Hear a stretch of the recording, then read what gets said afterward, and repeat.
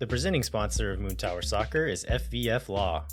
To find out what makes FVF a different kind of injury law firm, you can visit fvf.law. Hello friends, thanks for listening to Moon Tower Soccer. This week we will cover Austin's big week in the Copa Tejas. We will preview Inter Miami and we'll be joined by Chris Wittyngham of Apple TV to do that. And then we'll cover a few pieces of Austin FC news. My name is Landon Cottam and I'm joined as always by Mr. Jeremiah Bentley. Hey everybody, I am Jeremiah Bentley. I am so much happier this week. I think last week we came in doing this show and talking about sort of the mechanics of doing a show and not having any idea what to think about what was going to happen this week. And we feel like a lot better about that. And then I also love this note that says that Landon is the Julio Cascante of the 5th Division Co-Ed Soccer League. So I would like you to expand on that. Yeah, I had a great Saturday. And you have great hair in it, overall, but I don't feel like you have Julio's hairstyle. But beyond that, let's get into it. You don't have to rub it in, Jeremiah. I know that already. He's the most handsome boy on the team, Landon, so it's fine. I had a great Saturday from start to finish. I played a game in the 5th division of the Austin Co-Ed Soccer Association League out at Onion Creek. I played most of the game at center back, and I scored my first goal ever in an 11-a-side game. That is awesome. I'm so happy for you. How did that goal break down? Well, okay, so I like to think of my soccer game as art of sorts. And so in my art, I like to leave it up for interpretation. And so Some people interpret it as a corner slipped through the backside, and I kind of scuffed it and almost hit it over the bar from like 4 yards out. Some people think that. Other people saw me be in the exact right spot at the exact right time and roof it just for a little bit of extra flair. I like those people. The second group of people seem like they really appreciate your game in the way it should be appreciated. Yeah, it was. I was a little bit too embarrassed by how I hit the ball to really celebrate, but happy to get the goal nonetheless. Oh, that's great, man. I'm so proud of you. Did y'all win? We did. It was 4-1. Nice. I think I got the second one, maybe. That does make for a heck of a Saturday. Yeah, and then went to Q2, saw a really powerful tifo before the match. Oh, yeah. Saw a really, there's like the flyover and the fireworks and all that stuff. For some reason, I was on my neighborhood next door before the game, and there was a whole, the government is coming to take us over, and we should all get our guns and fight back before people realize that there was a flyover before the soccer match, which I also appreciated. Good old next door. Good old next door. Never disappoints. If you just take it as performance art and not try to read it for news. But yeah, I mean, it was a great Saturday. It was a great week. At some point we will revisit my take on Copa Tejas being worthless after having watched us win 2 Copa Tejas games, but we'll save that for the later commentary part of that. So let's get into a little bit of the Austin FC news of the week before we do that. Yeah, let's do it. So we got confirmation after the game on Saturday against Houston in the press conference that Alexander Radovanovic has played his last game in Verde. He is headed back to Belgium to his home club. He posted a nice little message on social media. I like to see that. But Wolf also, in a little bit of a snarky way that he can do sometimes, also confirmed that it had to do with his wife not being happy here in the press conference. Yeah. So that was funny because people are like, why is everybody blaming his wife? And I was like, it's because Josh Wolf kind of blamed his wife. And then there was a whole indictment of the American public transportation system, I think, involved in there somewhere. Maybe that was just online. But yeah, Josh very specifically said she didn't like it here, so they're going back. And I don't love that. But Josh was kind of snarky that whole press conference for a team that just won their second match. I don't know if there's the questions that annoyed him or what, but he wasn't the jolliest dude. So what does that mean? And we talked last week, if he's gone, Austin cannot afford to roll with the healthy central defenders that Austin has right now. And I don't think Kip Keller did anything to make you believe that he is a solid long-term option in his match on Saturday. So we have to expect there's some kind of signing coming, right? Yeah, I mean, there has to be. And Wolf said as much. He used the term plates are spinning, which I believe is a thing we've heard Sean Rubio say before as well. In talking about trying to get transfers across the line, is that I think by that he means like we have a few options. We're trying to get a deal done. Yeah, and those plates always hit the ground and crash, which is why I don't particularly love that analogy, right? Like you've seen the guy spinning the plates. Yeah. They never stay up. But I think that's the reality of transfers is that True. most of them do fall down. And Most of them crash, and like one or two are going to stay. That's true. Tom Boger had an article that was released today on Monday about like it was every MLS team what they should be looking for in the transfer window, and he said like he mentioned Radovanovic in that this guy's filling a much needed hole and looks pretty good. And I was like, oh no, Tom doesn't know this guy's leaving. He's and so there's going to be a hole again. Yeah. I bring that up not to like bash Tom because there's a lot to like, that's the thing. A mid-year loan coming up is probably a pretty easy thing to overlook, but I do bring it up to say that like Tom hasn't heard anything about us getting a new center back anytime soon. And so that part of it is a little bit concerning to me. Yeah. There's been no smoke around that. Maybe the only upside of that is like, I don't think there was a lot of talk about Radovanovic until he came in. So maybe we'll get surprised again. Yeah. It feels like pretty much only our South American rumors get telegraphed beforehand, and any the inter like from inside MLS or from Europe have seemed to come from nowhere most of the time. So we'll see. Yeah. Okay. And so speaking of midseason loans, somebody else's midseason loan ends very soon. Same time at Radovanovic. Then it's Moussa Djitté. So do we know anything about Moussa Djitté? Factually, he hasn't been in the squad since March 19th, I believe. I was going back and looking at that today. So we know that he is not going to be extended by, was it AJ Ajaccio in Ligue 1, as we talked about last week with Steph.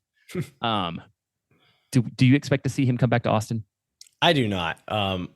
We have not heard anything. We've not seen any rumors floating around.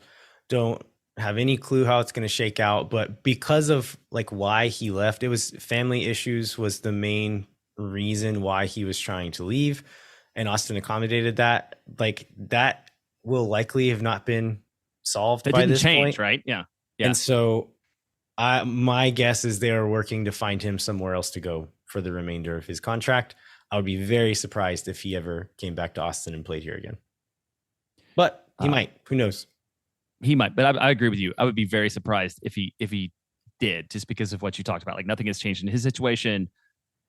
It's not a lot of room to have 4 strikers on this roster now, the way it's currently constructed. Like I feel like Will Bruin was kind of sort of signaling that Djitté's time was done. Then we also got Sergino Dest hanging out in the Domain and maybe in somebody's backyard in Austin, which caused, I don't know if there was ever like real. Did anybody ever believe that was like a real possibility? I think only Derek Ensign. Okay, so did anybody outside of Derek think it was a real possibility? I don't believe so. Yeah, so there's absolutely like Sergino Dest is confirmed in Austin. Like he is in Austin. He's in Austin, but there's absolutely no way it has anything to do with Austin FC. Like it's just he is not the profile of a guy who's even thinking about MLS right now. He's still 23 years old, something like that, playing for big European clubs. He's not had the best time consistently, but he's not the kind of guy to like, he didn't crash out at like an Italian second division team. Like he's struggling to get minutes at the best teams in the world. And so his next step down is like the second or third best teams in the world. And that's going to be where he goes, not to MLS. So like, do not get your hopes up about Sergino Dest coming here. That is not happening. Yeah, and then apparently, so Diego Mendoza said that apparently for months he's been planning on coming here. I don't know if you're planning for months on coming here, why you would pick June 26th when it's 105 degrees to be here. This is, again, people forget that soccer players are mostly like young, dumb kids. He got to come here once to play with the national team. And he's like, oh, Austin seems cool. And then like, this is when he has off. Like the summer is when these guys have off. So he's going to take advantage and come party in Austin for a week. It's not like he could come to ACL, whatever that's going on during the middle of the season. Okay, and then Reggie Cannon's contract was, nullified because he wasn't getting paid? Is it the story? Yeah, Boavista hadn't apparently not paid FC Dallas for the transfer and has not been paying Cannon's wages, and so they terminated his contract. I saw people talking about that. I would love to get Reggie Cannon on this team. I think I like him as a person. I think skill set wise, he would be perfect to slot into that right back in the back four that we've been running recently. I do not expect that to happen. Reggie Cannon, again, I did not watch him a lot, but from what I've heard, I think he's performed pretty well in Portugal. He'll get attention from Europe. He's on a free transfer at this point, so I imagine he'll have lots of suitors in Europe if he wants to stay over there. I would be very surprised if he came to an MLS team right now. Yeah, and again, another guy, he's like 25, kind of on the upswing. Other than like his specific club situation, you have to imagine that he's going to stay somewhere in Europe. Oh, apparently the chairman denied the claims and said that he would go to court. So maybe it wasn't due to unpaid wages. But usually the chairman of the team that is not paying you is not the most reliable narrator for any story. This is a team that has been accused of this multiple times at this point. So I'm taking Cannon's side on this one. Are you going with it? Okay. And then we also got this video today from Damian Loss. Well, from Austin FC, saying that Damian Loss was going to take part in MLS All-Star Weekend, which I was very confused by at the start, considering that he does not play in Major League Soccer. So he's going to be one of 4 MLS Next Pro goalkeepers to compete in the Goalie Wars exhibition event. So, I have not been like a lifelong MLS fan. Like a lot of people that have been love the idea of Goalie Wars. I mean, what do you think about it? Do you care? Is it sort of interesting? Or do you have passion about this sort of event? No, I think Goalie Wars, they showed clips of it last year. They didn't actually broadcast the actual competition. They just showed little highlights. I think in reality, it's one of those things that's like, it's more exciting in highlights than it is in real time. It's a better idea than, I think it's probably right. Yeah. So we'll see. Maybe it's great. Who knows? But either way, it's going to be cool to see Damien there representing Austin. And I think the best part of that is like there are 4 MLS Next Pro goalkeepers in this competition, and he's one of them, right? So I mean, he's like well regarded at that kind of level. And he was goalkeeper of the month for March, April, and has played every minute for us for the second leading team in the West. So like it's well deserved. I think it's kind of exciting. The Austin FC leads the league in clean sheets as well. So that's partly due to his defense, his defensive team, but he's made some really big saves too. Yeah, and so can we take a little bit of a detour here and talk about like what is Damian Loss's future? Because I believe you had some commentary on that today. I mean, he's sort of in a spot where he seems like maybe he would be league ready soon, but also Brad Stuber's only 32. Like, yeah, what do you do with him? It's tough. Like, I mean, the fact that we didn't have a place to play him last year is a shame. It really is, because like goalkeepers need to play, players need to play in general, but I think goalkeepers especially, you can't recreate the scenarios that they need to face in order to grow and improve. And so he's finally getting that. And so I think he's fine playing in MLS Next Pro, but in the next year or so, you could see a reality where the team starts to think like maybe this league is below him. And you get into a situation where it's like, okay, he's too good for this league, but we have one of the best goalkeepers in the league on our first team. So we don't really have a spot for him. We don't want him to rot on the bench on the first team either. And so maybe you start looking for loans, maybe to a USL team, maybe to an MLS team who's struggling at that position. Maybe you'll get a shot there, but it makes me not jealous of the life of a goalkeeper, because this is kind of your existence for the majority of people who play that position. Some of them are starters from when they're young and do that all the way through. That's the minority. For every one of those, there's 5 or 6 other guys who make it pro and are never guaranteed a steady job, really. Yeah, I mean, you go all the way back to like the guy we were just talking about, right? Like Brad Stuver played for a half dozen MLS teams. Was like the league pool goalkeeper. Yeah. Started 7 games. So yeah, it's strange environment, because there's only as many goalkeeper positions to go around as there are teams, because it's not a spot you ever see rotation. So I think he's like a good one. It has a lot of potential, and it's good for Austin to have him here, but it will be interesting to see how that all I think worst case scenario, he's an asset that you sell and get some money off of. And it's gonna, like, he's one of those guys that, like, I think has endeared himself to fans a little bit, and like, we like Damien. It's going to be sad to see him go, but like that's the reality of it. And if you have a young guy who isn't filling a position of need for you now, and you can cash in on it, then go for it. Yeah, I know it's been a hard thing for a lot of people. I think, including me, just like you get attached to these guys, especially with it being so new. But most of them are going to move on. And there's a lot of turnover. I feel like there's more turnover in this league than there is in a lot of other sports I'm familiar with. So that has been a challenge. So, in other Austin FC2 news, your guy, Steve Louis Jean, also signed a professional contract with MLS Next Pro. 18-year-old, born in Haiti, has appeared in 14 matches and 7 starts this year. Good for him. Again, I don't know a ton about what that means, but I'm interested in your interpretation. Yeah, I think this is worth diving into a little bit. He was on an amateur deal, and so a lot of the kids that were announced that are academy players that signed these amateur deals with Austin FC2. I think it's probably a way to get these kids training or playing, in Steve's case, in a pro environment, but not taking away their college eligibility. And so a guy like Irvin Torres or like Nick Kashimbuzi are playing in the academy, have these amateur deals, but if a year, 2 years from now it doesn't shake out, they can still go to college and play for like a scholarship in college because they didn't ever get paid to play soccer. And so I think that's part of it. Also, I mean, like Austin FC is not having to pay these guys while they're playing and figuring it out. So that's probably a plus on the account. Probably an upside for Austin. Yeah. But yeah, it's official now. They believe in this kid enough to put him on the contract. And I think it's 1 year with 2 option years after that. And Steve is one of those guys, like, I think I've said this on the show before, but like if he were 24, 25 and playing the way he's playing, I would not be super impressed. But the fact that he's 18 and playing with that kind of composure and carries himself that way on the field, absolutely worth buying that lottery ticket and hoping that he turns into something in the future. Yeah, it's super low risk, right? I mean, it's just a little bit of money. Like you just take that shot and buy that ticket, and it doesn't really matter that much.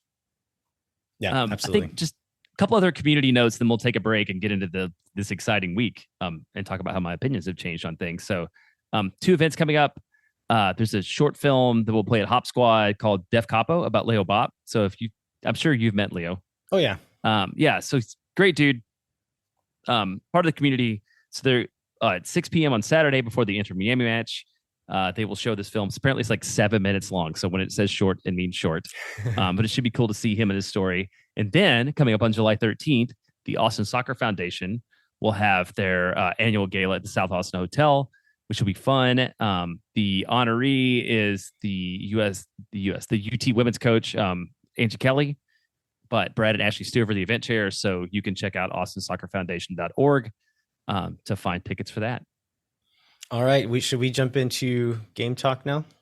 Yeah, let's take a break and jump into game talk. All right. Well, hang tight. We'll be right back with more Moontower Soccer. When no one is around.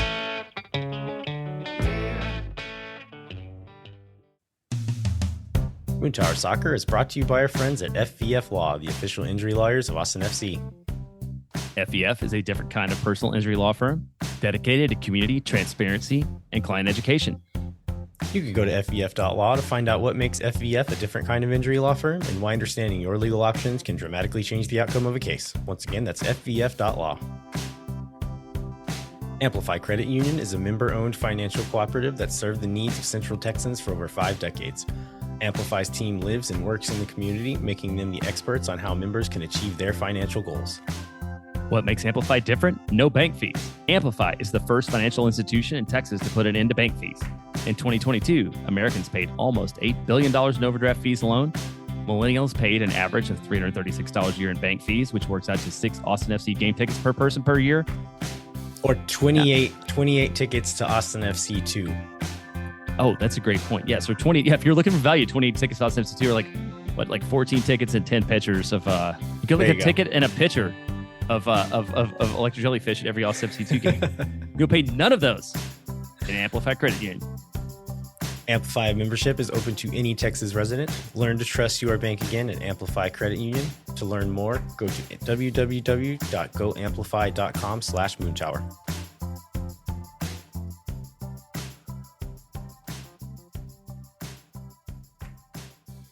All right, we are back. We are going to jump into the big week for Austin FC. I think it's fair to say that the moods this week in Austin FC land is a lot better than it was a week or two ago.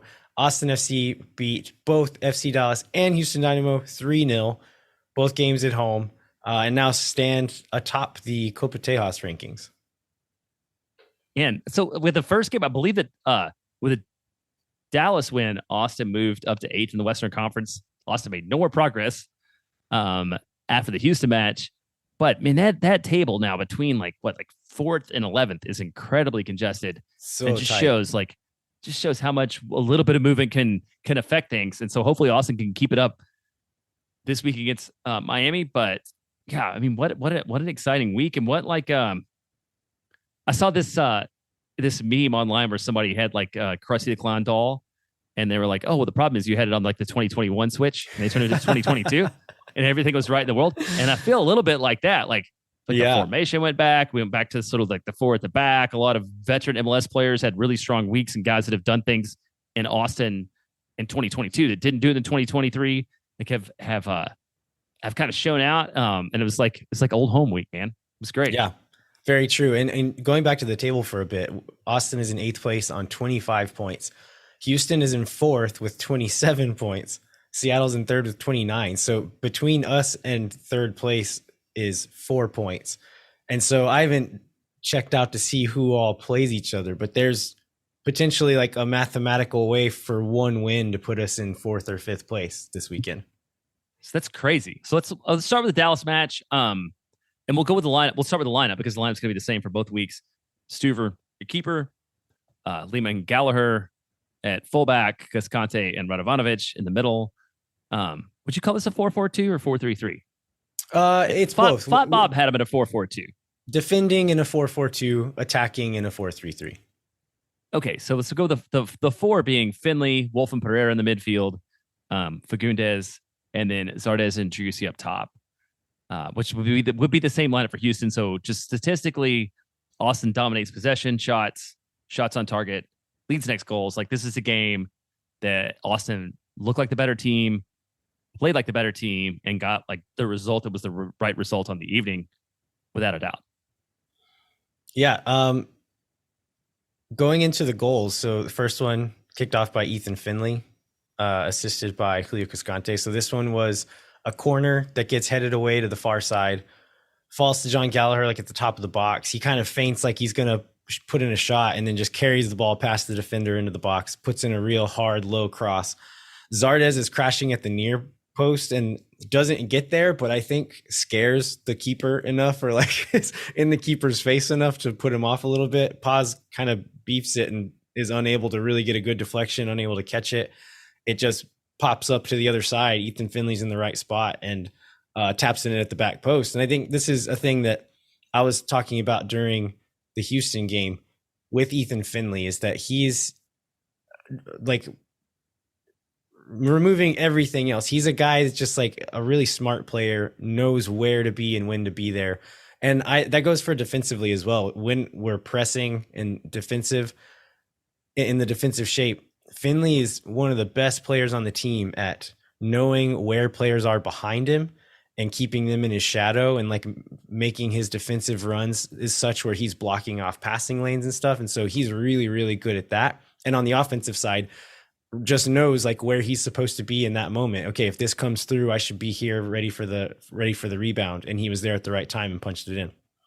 Step go. That's the first half goal. So we're up 1-0. So the second half goals is a Diego Fagundes goal, assisted by Ethan Finley, which put Austin up 2-0 at the half, and a little bit again, like throwing guys forward at the keeper and him unable to control sort of what was going on inside the box. Yeah, this was a short corner. I think Pereira hits it in from deep on the right side. Paz comes off his line, unable to catch it, falls to Finley on the backside this time. He kind of turns back, lays it off really well into Fagundes' path, just like a really nicely weighted ball there, like set it up perfectly for someone to hit it first time. And so Diego sees that Paz is off his line, side foot curls it over the top and just falls into an open net. It was a really nice finish from Diego there. It wasn't for Diego. It was just like it was just one of those, right? He just like you said, he just saw it in the moment. Like it's that was a 2022 Diego goal, where Yeah. just like the confidence, um, just as soon as the ball, like he knew as soon as the even before he even kicked it, as soon as Sauer Paez what that was going to end up in the back of the net. And it was great to see him playing with that sort of confidence and playing on the front foot and like just playing aggressive, which I feel like was the theme throughout the game for Austin. I know this one is not. We have a lot of goals to talk about, but this is worth mentioning. A chance that's worth mentioning is Driussi's volley in the 47th minute. This came directly from a corner, and Diego just chipped it all the way across to the back, like backside at the top of the box, and Driussi volleys it out of the air, and it is going in. And Paz does really well to dive back across his goal and just get a mitt on it right at the last second. But I think we saw them try this with Ring several games back, and Ring hits it first time and hits it really hard. But I like seeing some of this set piece trickery going on here. It's fun. Well, and on the difference, I remember that ball from Ring, and it's a little bit of the difference between Sebastian Driussi and Alexander Ring when you see how the ball comes off their foot and like the potential for it to hit the target. Like Driussi's is on target, and you like Rings was like a hammer, but maybe not like the most effective and accurate kick. And I feel like that was a little bit of a show of sort of the way they both play. Yeah. The last one comes in the 58th minute. This is Jussi Zardes. So we push forward, and there's some kind of like rotation, and the ball gets pushed back and recycled. But Nick Lima and Owen Wolf had kind of switched positions. And so Owen recognized that Lima is pushed high, and so he drops back into kind of the right back position. Julio Cascante finds Lima between the lines. And whenever he received that ball, I was like, why is Nick Lima playing as a 10 right now? Like, how did he get there? And I watched back, and they just kind of switched and did a good job of just like, okay, let's just stay for now until this phase is over. But he receives it on the half turn, turns, finds Zardes running off the back shoulder of a defender, and Giovanni Jesus, the right back, I don't know what he's thinking, but he keeps him on side. And so he's in 1v1 with Paz, hits it really low and hard. And Paz does well to deflect it, but he hits it hard enough to where the deflection still goes in. Yeah. So it was Giassi's, what's his fourth goal in the year. And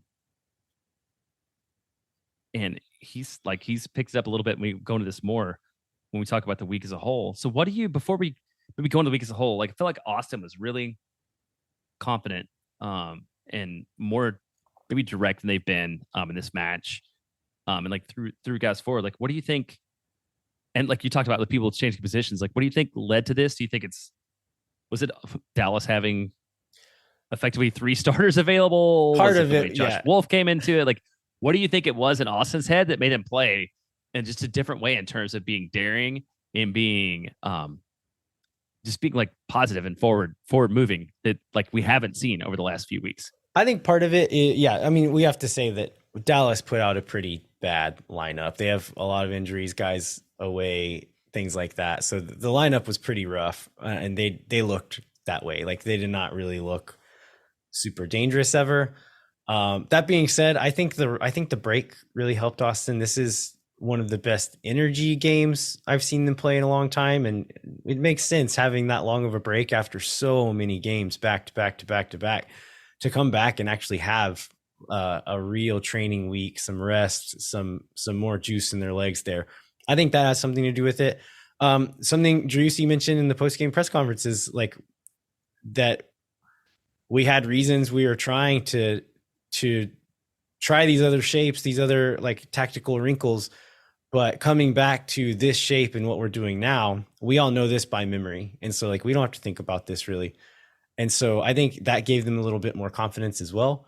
But I mean, like also having Julio Cascante back in the lineup, I think there's like a combination of a lot of little things that just gave them more confidence. Having Diego playing a little bit better, having Driussi back in and playing better, having Owen back in the lineup, Danny back from international duty. I think there's just like a lot of things that came together to give them that confidence.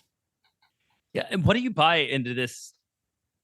People being, there's this narrative about like players being upset or reacting to Ferreira's, like parading himself around the end, before like that. I feel like that came up before the match, but then he wasn't even playing. So I don't know how much that was actually a motivating factor, or how much What? of that was like an after the fact thing to talk about. No, after the game, they released Josh Wolf's pregame speech, and he said like they disrespected you. Go out It's and true. and like punish them back essentially. So I think they wanted it too, because it wasn't just the fans that took exception to that. Apparently, at least Josh Wolf did, and I'm guessing the players did as well. Yeah. So out of that match, so Julio, Diego, and Brad Stuver all end up as the team of the match day for the Wednesday match, which again shows that probably Austin probably had a pretty good performance. We end up with three players there. So then, like we said, that moves Austin up to 8. Then we get to Saturday, where one would expect a little bit tougher performance, even though we know that Houston's not great away, but Houston was generally more healthy and they had more of their first team and in good lineup form available too. and in pretty good form. Yeah, I mean that was part of it also. Um, and Austin again performed exceptionally. So exact same lineup as before. I think I guess tactically, and Ethan Finley was like super forward in this match. I think it's probably the only difference I saw. Like what? Yeah, I think like the shape was the same. I think Finley was definitely, they were looking to him as the outlet. And so often, like a lot of the little, like the combination play comes down the left often, because we have Gallagher, Driussi, and Fagundes over there. I think just naturally the ball is going to gravitate to that side of the field. And the other side of that was Finley kind of staying on that back shoulder, trying to be that kind of release valve there. And so I think it was just taking what the other team's going to give you. I don't know if that's necessarily like Wolf saying like, we're going to do it differently. I think the overall plan was more or less the same, but then just trying to make a few little tweaks here and there with what individual players are doing within that. But yeah, it was, I mean, again, this is the 2022 shape. It's that back four with the fullbacks not always overlapping some. And I think they can afford to do that a bit more with Danny Pereira kind of stepping up his game as a defensive midfielder. Owen Wolf having the legs that he has, he covers ground really well. So you did see the fullbacks overlapping some, but for the most part, staying a little bit more tucked in, with the wingers giving you that width on the outside, and then having Wolf and Driussi kind of being those dual tins with Danny behind them on his own as the 6.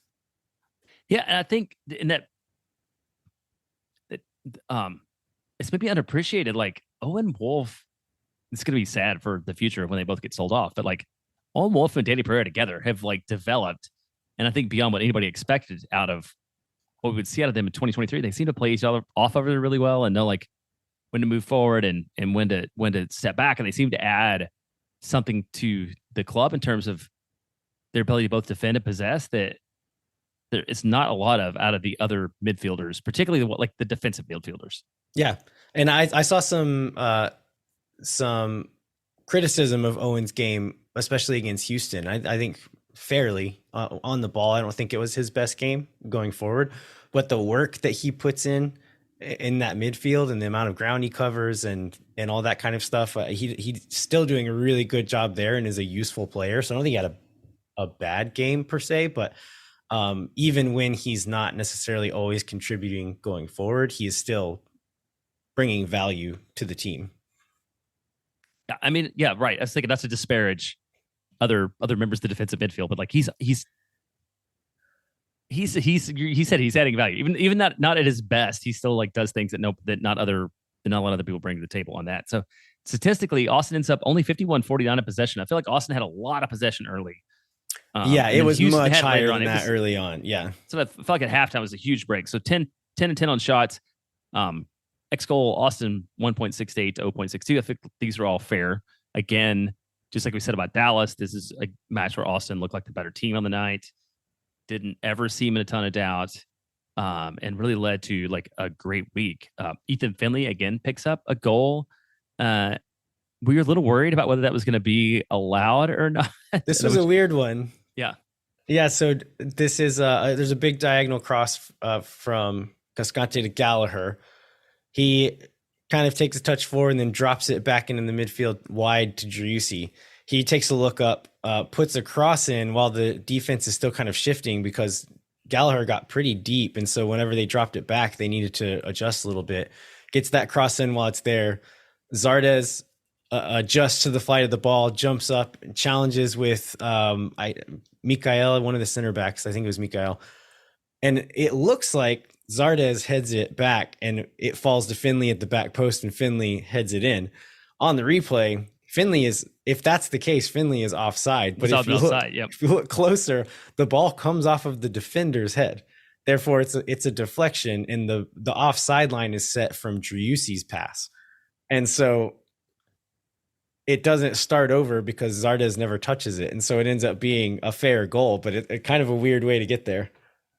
Yeah, it was. And I feel it was one of those where you wanted to celebrate in the stadium, where people did start celebrating, and you're like, just because, I mean, it was one they took a long time to look at too, right? And I don't think they did not end up going to, like, the head official never went over and looked at the VAR. I'm not sure they were looking at it upstairs, but you know, he didn't go to the box. But you know, my friends who don't go to a lot of matches were like jumping up and down excited. I was like, maybe we should temper this a little bit. We'll see.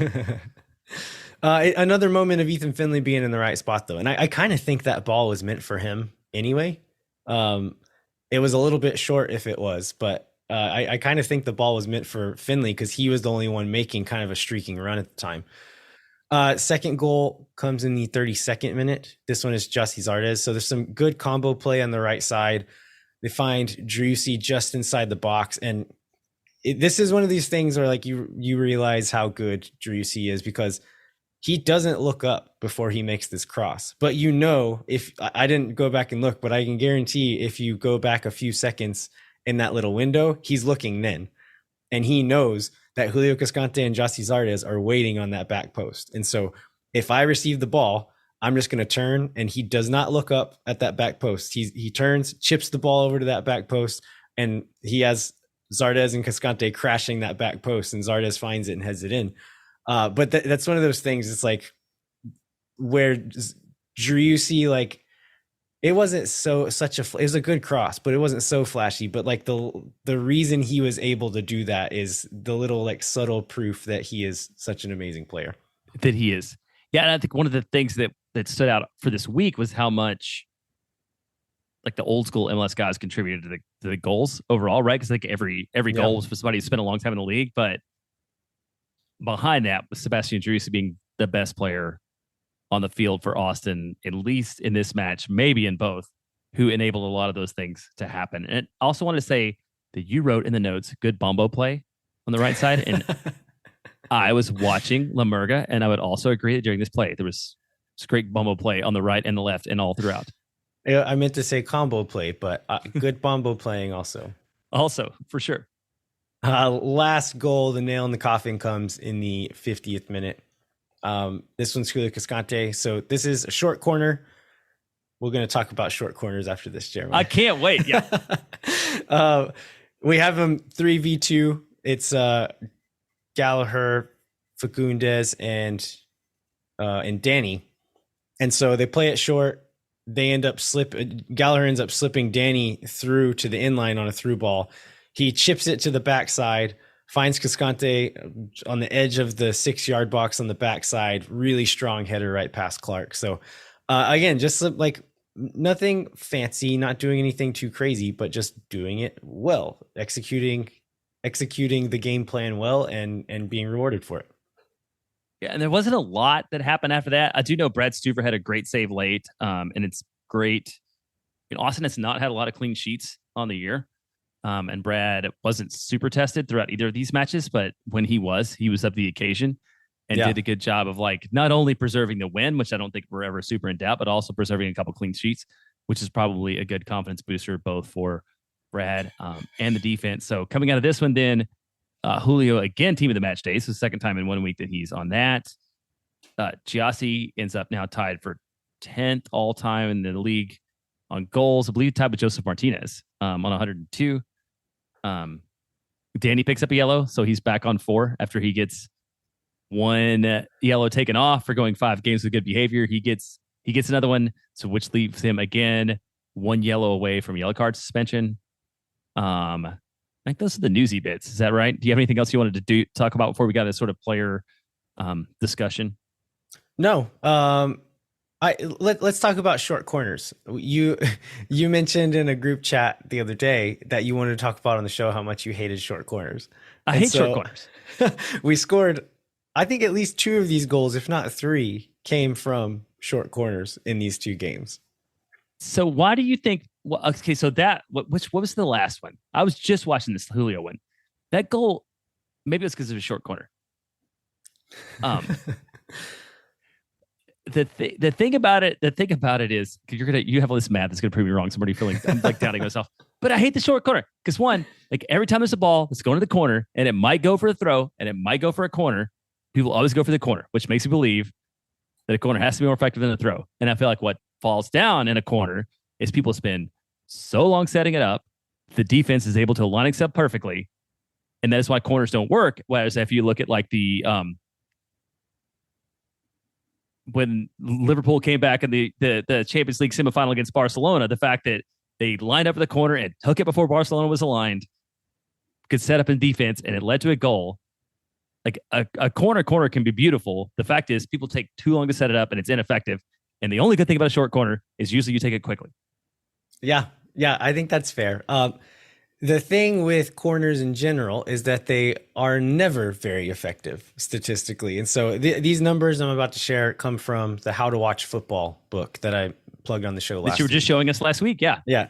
So since 2010, 3% of corners in the big 5 European leagues have resulted in goals. 3% of corners result in goals.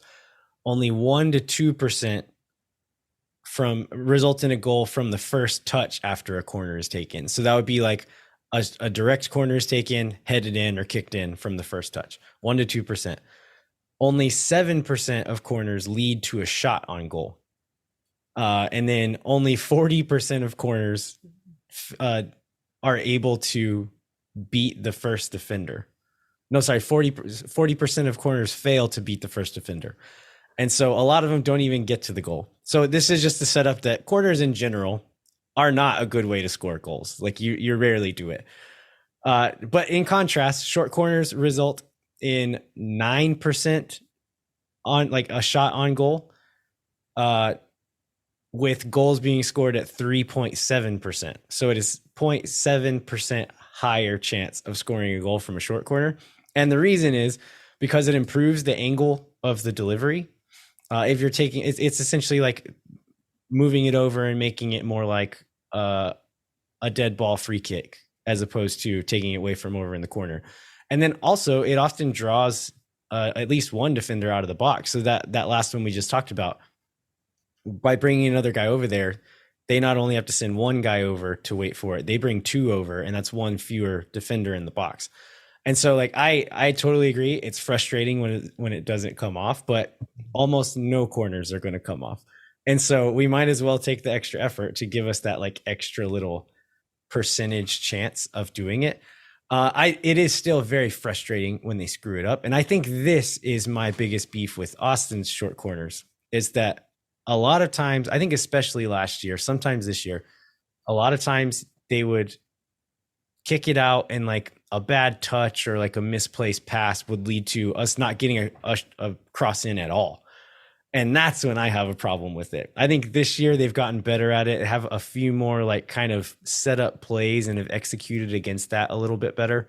But whenever they fail to get a cross in at all, that's when I get really annoyed with it. So I think maybe that's my problem. What I remember a lot is a ball that looks like a ball that is kicked on a reset, like where just play stops and you just kick it forward to the next guy without a plan, without attention, without a plan. Yeah. And that's like in my head, that's what we see. That's what I feel like we've seen a lot of over 2021 and 2022. Maybe it's changed now because like they've gotten better about it. But okay. Still not sold the short corner. Like it's one of those things. Like, what's the deal with the goal kick, right? Like your penalty kick is probably most effective straight down the middle, but nobody wants to take it because you look dumb. Yeah. When it gets saved, I feel like it's a little bit of the thing of short corner where like you don't look like you're trying very hard if you do it. So I don't know. I'm still not in love with it, but I do appreciate that it led results. I feel like whatever you can do, this kind of goes back to a little bit of a discussion we had around like the long throw.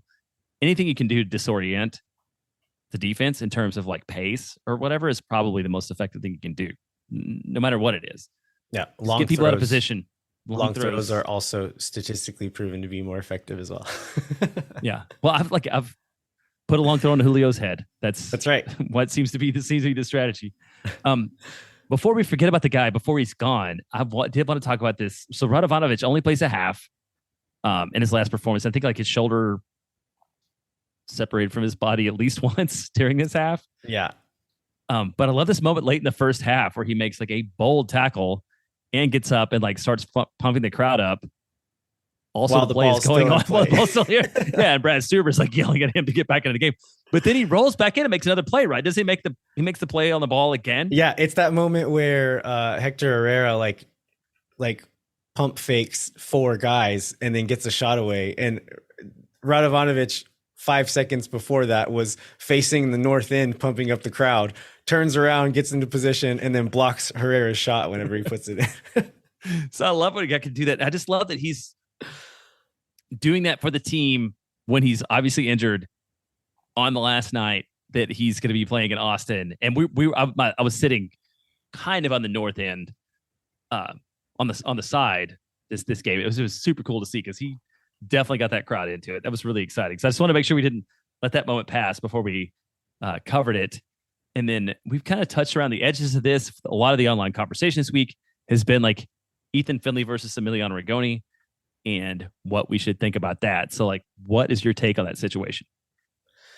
I mean, Finley's been playing well lately. I think there is like a certain set of skills that Rigoni has that Finley does not, but he has not been putting those to use in recent games. And so like, I'm totally fine with Ethan Finley starting until he shouldn't.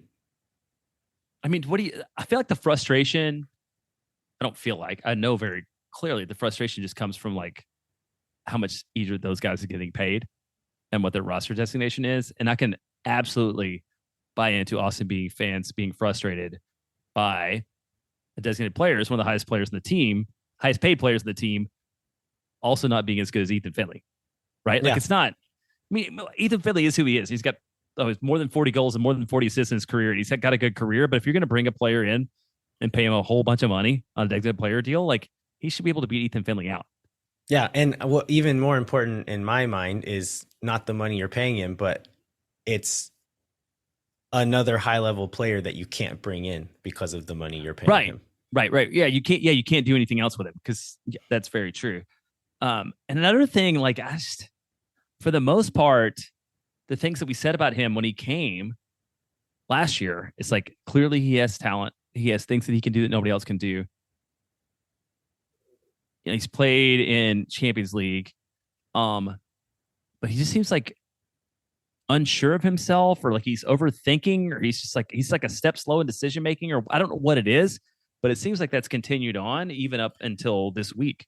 He just seems to me like a guy who needs to be in a very specific set of circumstances. Like I'm not saying like as far as like personal life or like the club setting. I'm saying like on the field in certain spots playing the on guitar. The field. Yeah. In certain spots on the field, he can be very dangerous, but when he's not in those spots, he seemed to be mediocre at best. And so we can't, like, he's not been so effective in those moments for us to make a game plan around that. And so he needs to be able to adapt to what makes the team better. And it's been proven as of late, at least, that Ethan Finley's better at doing that than he is. Yeah, and good on Ethan Finley. And everybody for we talked about the time off, but Austin rolls the same lineup on Wednesday and Saturday, and they look fresh both nights. You know, they look like a fresher team both nights, even after the guys getting those minutes. And then it's good to go forward and have a whole week off until Austin plays against Miami. Yeah, a few other player notes. I think you already said this. Cascante was on the team of the match day again for this one. Whenever defenders score, they often do that. But I thought Cascante had a pretty good defensive game as well. I actually want to talk about the defense in a second, but we also put 3 past Steve Clark, and we've scored an ungodly amount of goals against that man. Poor guy. Yeah. Let's say average, is it like 3.5 a game or something that Austin averages like against Steve Clark? Yeah. Which is crazy. But how are we doing on time, Jeremiah? We've got a little bit of time. What do you want Okay. to take into? I want to talk about the defense. We've talked about the offense a little bit and just essentially doing what we did in 2022. I still think that we could be better offensively. I think Houston early were doing good to push us wide and then kind of trapping us on the sideline. And they got Nick Lima in some pretty precarious situations then. I think as the game went on, they got a little bit tired and we were able to bypass that first line and get it to the wingers or to the fullbacks a little higher. And then we're able to kind of get in those triangles on the side and make stuff happen from there. But defensively, I think we've seen we've when we go back to the 4-3-3, we've also gone back to the 4-4-2 defensively. And it's this a slightly more pragmatic look from Josh Wolf. And I was complaining a few games back where it looked like we were pressing one at a time. So like a pass would be made and one guy would run, and then the next pass would be made and then the next guy would run. And that's not how you press. Like you have to move together. If you're going to press high, you have to move together all at once. And so I don't know if this is a matter of personnel or heat management or what, but there has been a distinct change. And Austin is not pressing high hardly ever. The front two, which has been Driussi and Zardes, have been sitting back a little bit more.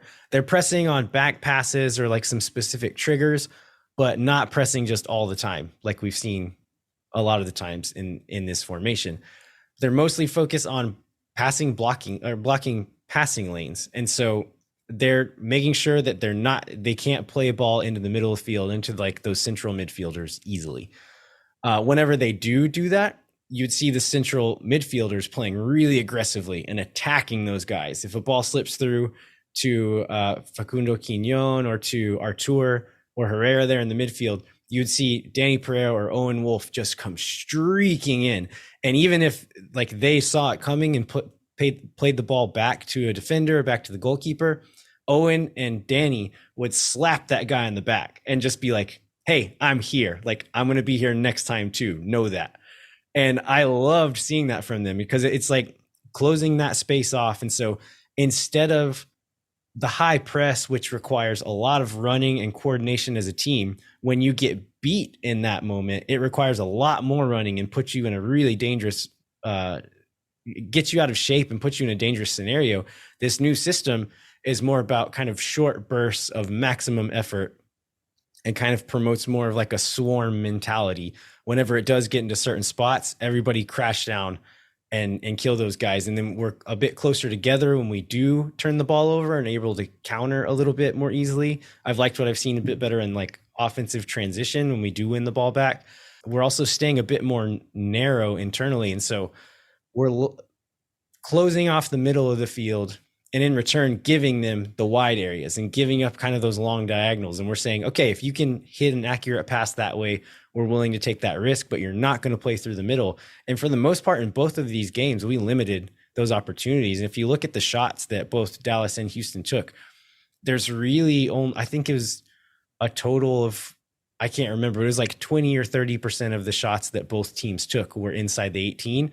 And then like 50 or 60% were outside the 18.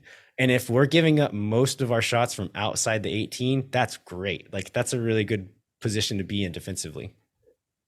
Yeah. So do you think that reflects something about the way Austin's playing, or do you think it just reflects the attacking quality of the players on the field for the two teams that Austin played this week, which may well play into who Austin's playing next week? So maybe it doesn't matter.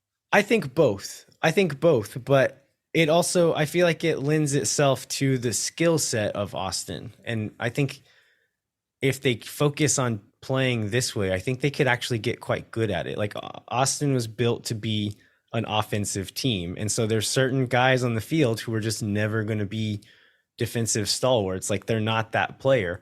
But if we can lean into a system that kind of hides some of those deficiencies and accentuate some of the strengths, like that's good. I think we should lean into that. And maybe it's not the ideal way that they want to play, but if it works, it works. And I think it could be good for this group of players.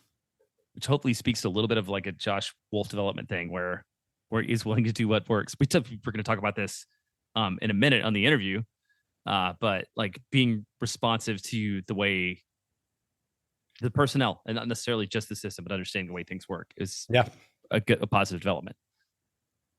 Anything else, Jeremiah? Do we have time to talk about anything else? Well, let's talk really quickly about sort of what the Copa Tejas Yeah. and where we stand before we go into our interviews. So right now, Austin is leading the standings with 6 points. Houston on 4, Dallas on 1. Austin needs a win or a draw in Frisco on August 26th in order to wrap the Copa up. Because of the 4-2 goal differential and the two matches between Austin and Houston and the particular rules, when Austin gets to 7, it's all Austin's deal, which means we might get another parking lot celebration where Alex Ring argues with a security guard. So we were talking about last week how this is the most important trophy in the world. Absolutely. I care a lot about it. And I care a lot about it now because we won 2 games and because I happened to be walking at the stadium when Tony Cardoni had it. So I got to take pictures with it on the outside. Yeah. But we just need a draw now, right? A draw in Frisco and it's ours. Just draw in Frisco and it's ours. So I don't know. Do you care more? Did this week suddenly change your opinion on this trophy? It was kind of cool to see it. It's kind of cool to see it and like see the Austin engraved onto it and think about Austin keeping it 2 years in a row.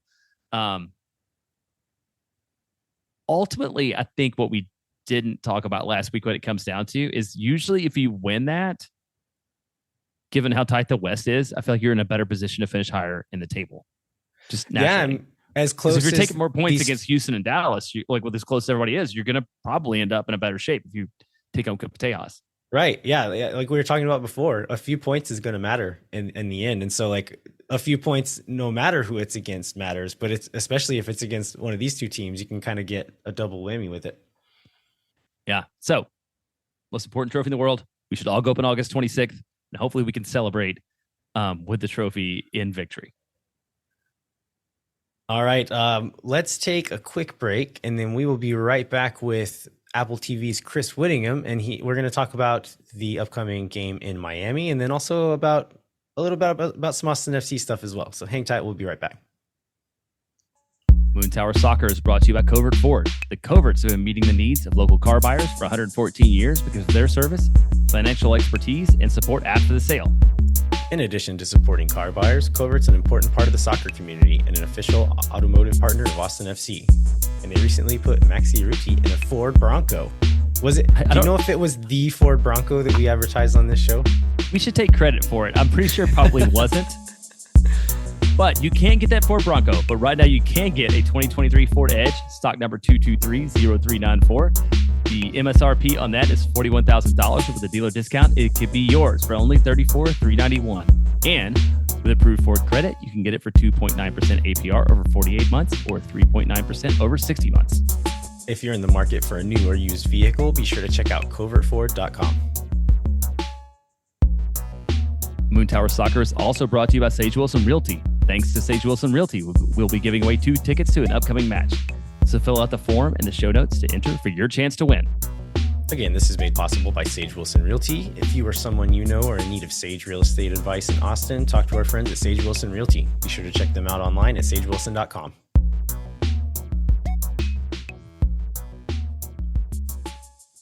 Today we are joined by Apple TV play-by-play commentator Chris Wittyngham. Chris, thanks for joining us, man. Happy to do it, and happy to be on Moontown Soccer, a podcast which I listen to, because I was telling you, Landon, before we started recording that listening to local podcasts is a big thing for me and sort of getting a feel for where fan bases are at. So Moontown Soccer is my Austin FC podcast of choice. Thumbs up. Put that on the endorsement poster. Brilliant.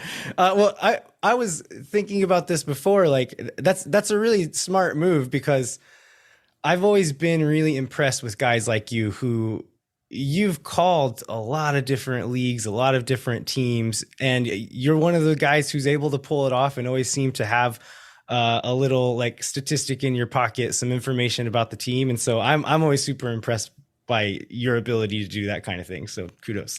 Yeah, I'm trying to count right now as we talk the number of teams in MLS that I have done this season. This also includes Open Cup, but I'm at 24. So I've done 24 of the 29 teams in the league, at least in either Open Cup or in MLS play this season. I'm doing, I think, number 25 on Saturday. I have Columbus and the Red Bulls. So I have not done the Red Bulls yet this season, so that'll be 25.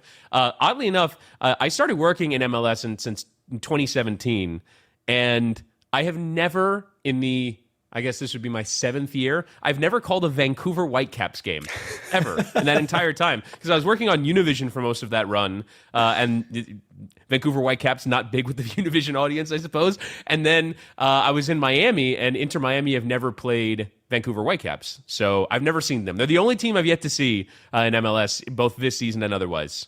Interesting. Well, you're actually, as you just said, you're not calling Austin's game. We usually have someone calling the upcoming game.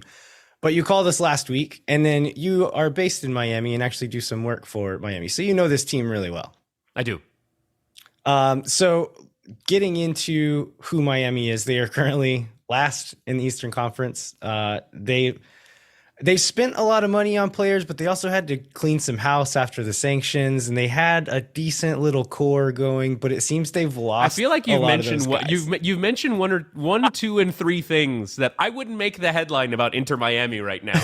We'll get to that one. There seems to be something that's more important that's going on right now. This is an Austin FC show. Thank you. Okay. Oh, Austin FC are playing the Messi-less version of Inter Miami. They're one of the 4 teams remaining that get to play the Messi-less version of Inter Miami. Gotcha. Our listeners will also know that I'm a person who lives in the weeds and will kind of ignore a lot of the other stuff. You care more about Gregory's DP designation than about acquiring Lionel Messi. Gotcha. I don't know how right you are.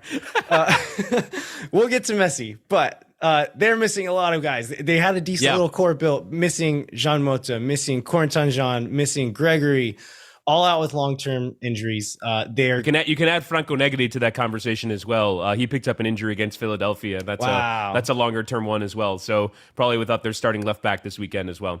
Man, they're currently on a 7-game losing streak in the league. They fired Phil Neville out on June 1st. Javi Morales has been the interim since then. Do you feel like this team has a direction right now? Like, what are they trying to do at the moment? Well, I mean, the direction arrives once the transfer window opens, right? The direction is Lionel Messi. And I know that that's not terribly pertinent to the game at the weekend, but I also think it's important to note that in the context of their struggles this season, because they have essentially kept a DP spot dry by putting Gregory in that position. Gregory doesn't make a DP salary. They're holding him there so they can keep essentially a designated player place open. Obviously, they've been linked with Sergio Busquets, and that one will likely get done and over the line as well. There might be even more that comes after that. So I do think that that's an important bit of context this season. They were essentially getting ready for Lionel Messi all along, right? That's what this roster build is. And so in that kind of mold, you see a team that really has a giant hole in the middle of the field in a creative attacking position. I think even, obviously, Lionel Messi is going to be incredible. He's the greatest player of all time.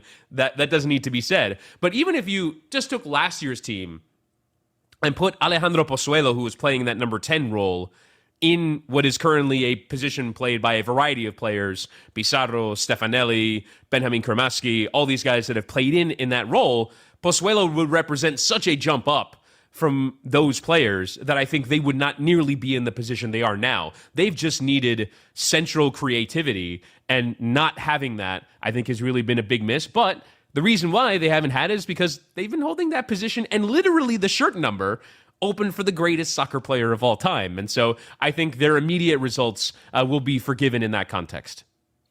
Well, how about so there was an offseason addition who's currently tied for being the 10th leading goal scorer in MLS history. So how's Joseph Martinez sort of fit in? And like, what do you think he looks like in a team with Messi versus a team without Messi? I think it's that same problem, right? It's the creativity problem. I think he has at times cut a frustrated figure. I had Miami's game in New England, and from minute 1, he just looked like he was in a bad mood. And that every ball that was slightly ahead of him, he literally at one point fell to his knees and looked at the heavens going, why me? Why was that poor ball towards me? So he's had some moments like that where he's been frustrated. I think in not only with Messi, but obviously the reported frontrunner for the managerial position is Tata Martino, who coached him in Atlanta during his best periods in Major League Soccer. So I think that's another one that can certainly come to his aid. I think it really is interesting, the overall dynamic of the current players that are playing right now that will be along for the ride with Messi, and how much does their life change. For the moment, he's looked frustrated at times. I thought it was really interesting that after that performance against New England, Miami had a 2-week break. They come back. he starts against Philadelphia, and Javier Morales, the interim manager, not only starts him again, but gives him the captain's armband.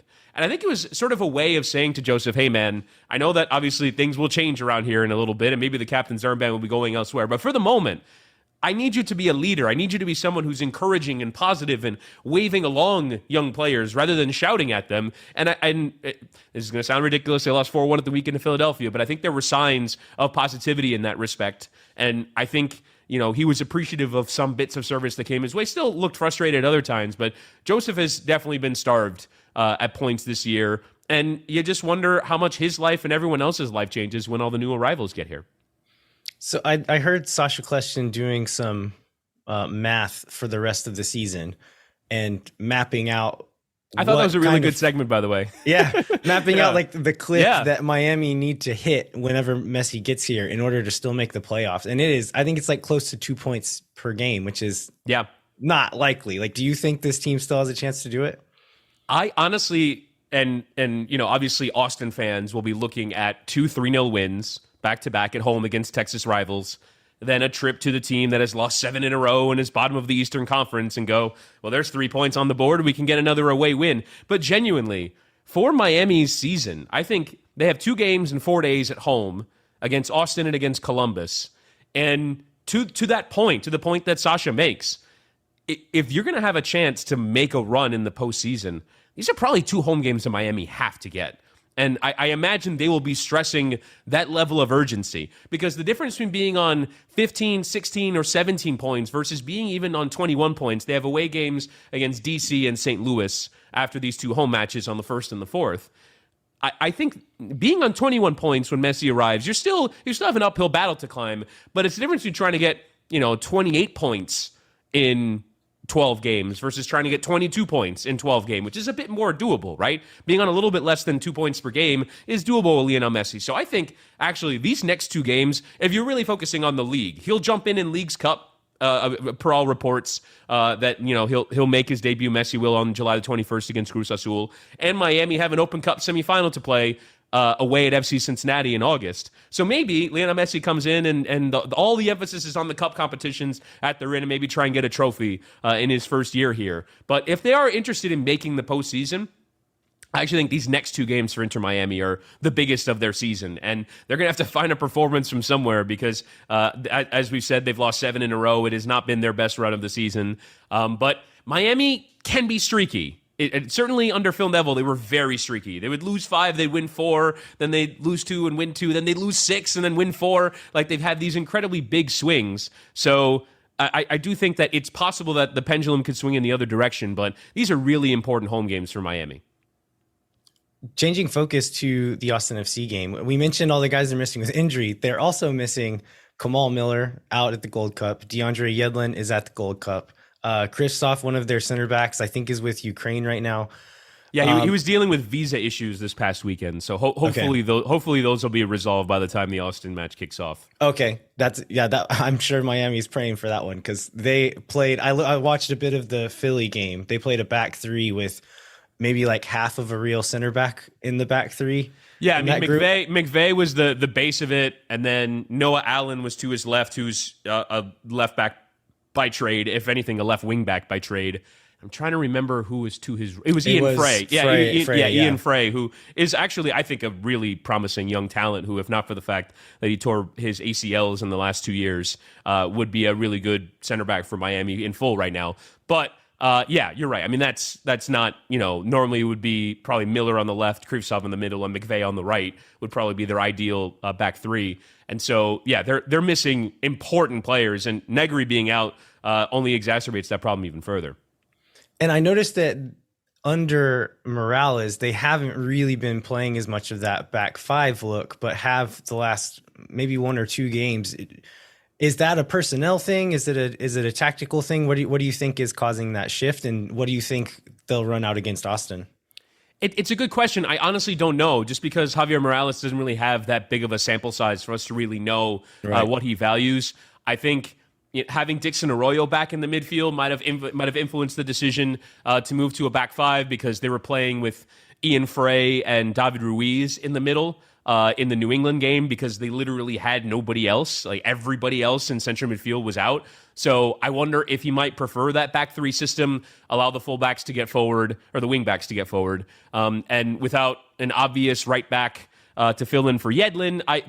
It would make sense to me if they go to a back three again, and push Noah Allen out to that left side and hopefully bring in Krivtsov so you can put maybe McVeigh on the left side, Krivtsov in the middle, and Ian Frey on the right. That would seem to make the most sense to me in terms of a system to play against this Austin team. But it's difficult to really know because Javier Morales just doesn't have much of a previous with managing at first team level. So I imagine he's sort of trying things to find any solution at the moment and would have spent 2 weeks working on that back three. So maybe can spend another week working on it and it looks better against Austin.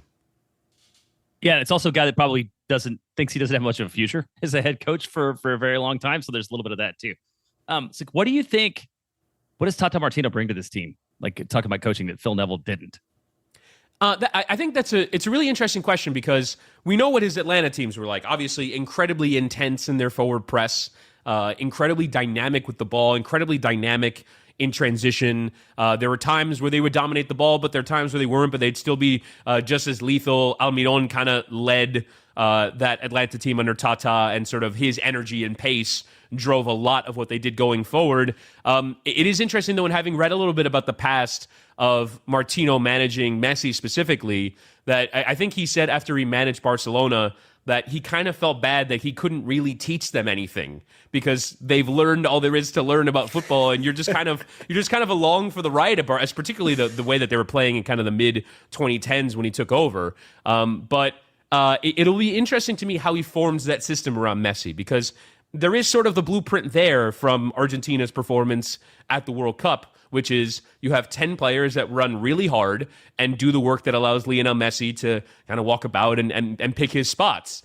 And one imagines that will be similar, but you also are now having to fit in Sergio Busquets into this mix. And I'm really interested in how he fits in the league, because obviously he's an incredible passer of the ball, can keep a team ticking, won't give the ball away of his own volition.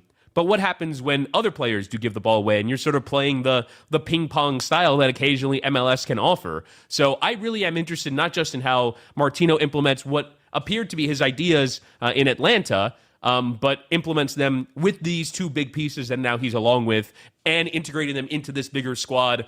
And I'm kind of curious how he'll use the League's Cup period, particularly if they progress out of the group with Cruz Azul and Atlanta, to kind of basically get games in and you're constantly moving. If they go out of that competition, you have like 3 weeks off to kind of really put together a system and sort of have a mini preseason. I think with all these ideas, you want time on the training ground to implement what it is that you think would be best for this team, particularly for the run into the season, particularly for that Open Cup that they have coming up. But if they're winning games in League's Cup, that also could offer a confidence boost. So I am, like you, very curious as to how he makes all this work. It's going to be interesting. It was already going to be interesting with one guy in your midfield not running very much, but we've seen that work. But if you have, like you're saying, if you have two guys there who aren't running all that much or can't run that much, right, then that's going to be interesting. You have to control the tempo. You have to have the ball a lot. And that can be hard to do in Major League Soccer. You don't see teams very often that are routinely in 65% possession. It's just not really a reality of the game. Yeah, supplemental roster spot guys don't have the same touch as like Andres Iniesta does. Yes. So, okay. You called Austin this last week. You're very familiar with Miami. Is there anything else that you think is going to be important for these two games, or like where these teams could hurt each other maybe? I think it's interesting to me, just having seen Miami with how they use the ball against Philly. I'll be curious kind of who looks better in possession. It's odds-on favorite going to be Austin, just because the thing that I am most impressed with when I watch Austin, particularly in person, is kind of the ideas that everybody has with the ball. Everyone's got a little bit of audacity. Everyone's willing to try something, and you can just tell how rehearsed the team is in possession. So much so, like they're one of my favorite teams to watch. And honestly, I don't get, when I see it and I read it, the wolf out stuff. I honestly, for the life of me, do not understand that whole campaign, because it's so nice to have an identity as a team, And I think it's pretty clear when you watch Austin what their identity is. And so, yeah, can it be done better? Can they make better personnel moves? For sure. But at the very least, when I watch Austin, I know what I'm going to get on the field. Now, I also seem to watch them more often when they're good than when they're bad. I'm sure the when they're bad performances, I'm sure if I saw more of them, I might get more frustrated. But I'm more like, I had Columbus earlier this year. And I know talking good about Columbus on an Austin podcast is not a good idea. But when you see them, I had them in a period where they were like 3 points off the bottom of the East, and I would watch them and go, I don't get that at all from this team, because Wilfred Nance's teams know exactly how they want to play, and they would make mistakes at the back. But ultimately, if you cut out those mistakes and their attacking ideas come through, they're on a great run right now. They've won 4 of their last 5. And I just get that feeling with Austin. They repeat their identity often enough to where I believe in what they're doing. And I think that's the interesting bit, is how does Miami sort of, they had a bunch of possession against Philadelphia, ultimately didn't do a ton with it in the final third. But who sort of dictates the terms in that respect? Is Austin actually going to spend some periods not with possession? Because I imagine you look at Miami and their run of results and go, oh, we'll dominate the ball and we'll dominate chances. But I don't know if that'll necessarily be the case. So I'm just kind of curious how that battle plays out. I just remembered we were talking a bit off air, and you said that you had some questions about Austin that you wanted to save for the mic. Well, that was the main one. Why are there fans that don't like Josh Wolf? Because we're losing. Yeah, we're losing, and there are people on the internet, and people on the internet are not necessarily reflective of the entire fan base overall. Although many of them are friends of mine, and we'll probably talk about this later in the night, but earlier in this show, what it means. But I think that's a lot of it. It's just like people.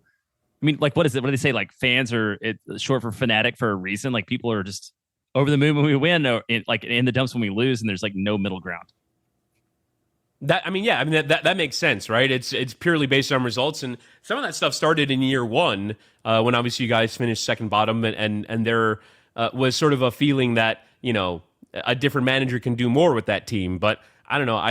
I've always liked Austin, and I know that there was a whole thing about how their underlying numbers last year prove that they weren't as good as maybe their position in the league table. But I watch them and they can repeat things that are successful in MLS, and I know that it's very easy to say off a week in which they just won by an aggregate score of 6-0 over your 2 in-state rivals, and this is probably the peak moment of the season. And I'm sure you guys have talked about that a lot on the podcast, but I like that team. I like how they play, and I like how they express themselves on the field. I will say I think the switch to moving Ethan Finley in the starting lineup has helped a fair bit. I'm sure you guys talk a lot about Emiliano Rigoni and his shortcomings, but I just think that Finley, plugging him in and understanding the system and what it requires, might be an improvement in that right wing position. And I loved how they played in the last week. I thought they were dominant of Dallas, although that Dallas team is really shorthanded. Yeah. But I think they turned in the kind of performances that you want to see, and ultimately they had 10 days off and looked towards a different stage in the season. They were entering the second half, and it was sort of an ability to say, all right, we're going to be a different team now going forward. We're going to be more like the team from last year, and I like the signs that they've shown so far. We have a friend named Kevin Morris who we have as a guest host on the show, and he's a really smart soccer mind. And one thing that he said to me one time that I thought was really insightful is that whether you like Wolf or not, like not as very many fan bases get to have as many like conversations about like tactically what the team is doing. And so like for people like us who like to do this on our show, like I love having Josh Wolf, even if the team's not good. Like there's always something to talk about. It's never he's boring. willing to try stuff. Yeah. I like the ambition of that. I am not without my criticisms of Josh Wolf, but I do love that about him, is that he's a romantic in that way. And he's like, nope, this is the way we're going to play and we're going to figure it out. Yeah, and that's who Austin FC are. That's who they've been the entire time that he's been the coach. What are your criticisms? What are the things that you don't like? I think I feel like he's gotten better about it this year, but I feel like he's the kind of guy who is a good macro game plan manager. And so like the big picture, planning out phases of play, having like that big picture set of tactics, that's where I think he's good. And the more like micro stuff, like game management, I think those are the things that as a new manager, he probably still has some space to learn. And being able to be flexible within games and I know that's not always just on the manager, it's on the players as well, but it is his responsibility to make sure that they're ready for those things. And a lot of times during the course of a game, if something's not working, it seemed to be like, okay, we're just going to keep trying this, even though it hasn't worked for 75 minutes. We're just going to keep doing it anyway, and nothing has changed. And so I think those little just like game state management type things are where my main criticisms are. There's sort of a very fine line between being consistent versus being stubborn. And I imagine when it doesn't work, it falls on that wrong line. Also, having spoken to him, I wouldn't underestimate the fact that he's had to take on a role in the front office this year and in player acquisition. He kind of talked about like he's being spread. I wouldn't say he feels like he's being spread thin, but he definitely is like, this is a lot different of a job with me having to take on a role in the front office this year. And every second that I'm not sort of working on the training ground is a second not lost, but it's just sort of done differently than he's done it before. And that's something, like you said, as a first-time manager, those are experiences you can't lean on anything. You can't go, oh, well, I've done this in the front office before, and so now I can do that. No, he's sort of trying to figure it out on the fly, and I wouldn't be surprised if that sort of played, at the very least, a small role in the differences in outcomes year over year. Yeah, that's something hopefully it will get resolved soon, because what are there, like 3 coaches and sporting directors now left in the league that hold both those roles? Yeah. And I feel like your position speaks in a little bit of the stubbornness, where he's like, what you hear is the guy probably needs some help, and what he's never going to admit is he needs some help. I don't think he would say that he doesn't need help. Well, I know. I can tell you, having spoken to him, I don't think he wants to be doing both of those jobs. I think he's had to, obviously, because the situation called for it, but he seems to me more like the kind of guy that enjoys coaching. He enjoys being on the training ground and working through all the tactical stuff that you guys love talking about. Like, that's who Josh Wolf is as a figure in football. I think he will look forward to the day one imagines that there will be somebody new in the front office that takes that stuff on, and he can go back to being just sort of a coach every day in, day out. All right. Well, Chris, thanks so much for joining us. I know you jumped on last minute, but thanks for sharing your knowledge, and good luck this weekend on the call. Happy to do it. Looking forward to listening to the full episode when I'm done with this. All right. Thanks, man.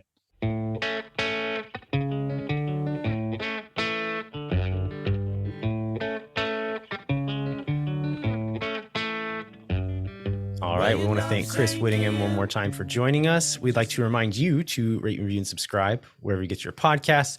Come find us online on Twitter at LViajero87, at jbentley_ATX, and then at Moon Tower Soccer on Twitter, Instagram, and YouTube. We'd like to encourage you to sign up for the Patreon, and then also to visit the Striker website, where you can get a 30% discount with the code MoonTower23 with a capital M. Jeremiah, what can folks find there? Well, there's 2 things I want to point out. One, Phil West writes a great summary of this week and how Austin FC fans should be thinking about it. There's also coverage of the recent firing of Bob Bradley to being the Toronto FC sporting director and coach. So you get a little bit of league news there too. All right. Well, thanks so much for listening. We will be back next week to review the Inter Miami match, and then we'll preview Minnesota and Vancouver, and then cover whatever news happens between now and then. Until then, I'm Landon Cottam. I'm Jeremiah Bentley. We'll catch you next time. When no one is around.